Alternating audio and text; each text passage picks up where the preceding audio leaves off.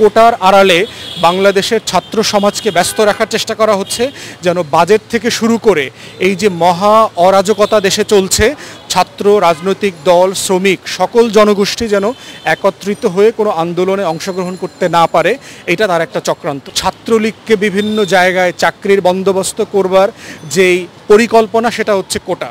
কারণ গত কয়েক বছরে দেখতে পাচ্ছে যে ছাত্রলীগের গুন্ডা পান্ডারা মেধার ভিত্তিতে সরকারি চাকরিতে অংশগ্রহণ করতে পারছে না, চান্স পাচ্ছে না। অ্যাপেলেট ডিভিশনে আর একটা রায়ের মাধ্যমে দিয়ে হাসিনা সংসদে যেটা বলেছিল সেটাই আবার বন্দোবস্ত করে দেবে। তো এটা এই দুইমুখী একটা অরাজকতার পরিস্থিতি ডিল করবার একটা সামান্য নাটক মাত্র। ছাত্র সমাজকে এটা দিয়ে ব্যস্ত রাখবে যেন অন্যান্য আন্দোলন সংগ্রামে তারা অংশগ্রহণ করতে না পারে। কোঠার ব্যাপারে আমাদের বক্তব্য হচ্ছে যে কোঠা সংবিধান বিরোধী একটা ব্যাপার। মুক্তিযুদ্ধের চেতনা বিক্রি করার নামে আওয়ামী প্রজেক্ট এবং রিক্রুটমেন্টের অংশ হিসাবে ছাত্রলীগকে বিভিন্ন জায়গায় চাকরির বন্দোবস্ত করবার যেই পরিকল্পনা, সেটা হচ্ছে কোটা।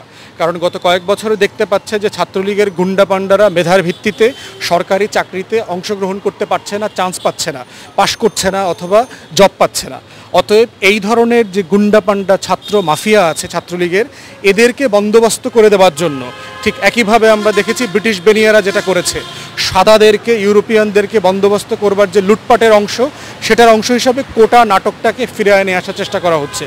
দ্বিতীয়ত হচ্ছে কোটার আড়ালে বাংলাদেশের ছাত্র সমাজকে ব্যস্ত রাখার চেষ্টা করা হচ্ছে, যেন বাজেট থেকে শুরু করে এই যে মহা অরাজকতা দেশে চলছে, ছাত্র, রাজনৈতিক দল, শ্রমিক সকল জনগোষ্ঠী যেন একত্রিত হয়ে কোনো আন্দোলনে অংশগ্রহণ করতে না পারে, এটা তার একটা চক্রান্ত।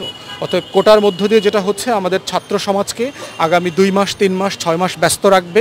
রেখে দেখবেন অ্যাপেলেট ডিভিশনে আর একটা রায়ের মাধ্যমে দিয়ে হাসিনা সংসদে যেটা বলেছিল সেটাই আবার বন্দোবস্ত করে দেবে। তো এটা এই দুইমুখী একটা অরাজকতার পরিস্থিতি ডিল করবার একটা সামান্য নাটক মাত্র। আমরা মনে করছি এটা অসাংবিধানিক শুধু না, বাংলাদেশের তরুণ ছাত্র সমাজ, যুবকদেরকে, বেকারদেরকে নিয়ে একটা তাচ্ছিল্য করবার, খেলবার একটা মহাপরিকল্পনা। আমরা এটাকে প্রত্যাখ্যান করছি এবং এটা নিন্দা জানাচ্ছি। হাইকোর্ট অথরাইজড না, দুইটা পক্ষে বিপক্ষে বক্তব্য আছে। প্রশ্ন হচ্ছে যে এটাকে আইনি জায়গা থেকে দেখবার সুযোগ নাই।